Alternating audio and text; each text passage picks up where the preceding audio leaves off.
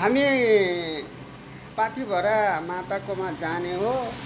यस्तो रोटी हामीले लिएर जाने भने होटलको खाना राम्रो हुँदैन।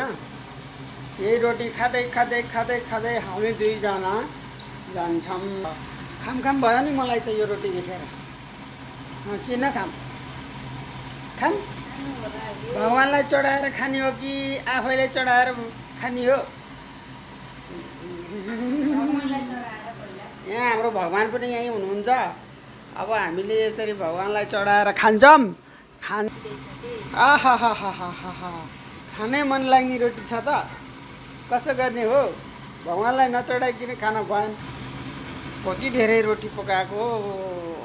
अहिले चढाउने जे गर्ने त्यहाँ आजको नास्ता खाने भोलिको नास्ता लाने यिनीहरूलाई छोड्ने यति ठिकै हुन्छ। यो त यहाँबाट खसेको तेल यहाँ कति आउँछ? ल र दत्तले पकाइन रोटी कम बढ्यो तक्रम बढो रोटी कति धेरै पकाएका हुन्, रोटी कति धेरै पकाएका हुन्, रोटी कति धेरै पकाएका हुन्। हो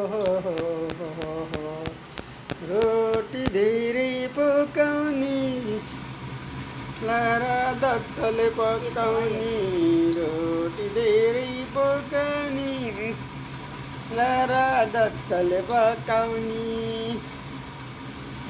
फर्काउ त कस्तो हुन्छ। आहाहा म त खान्छु रोटी। भोक लाग्यो मलाई। भोक लाग्यो।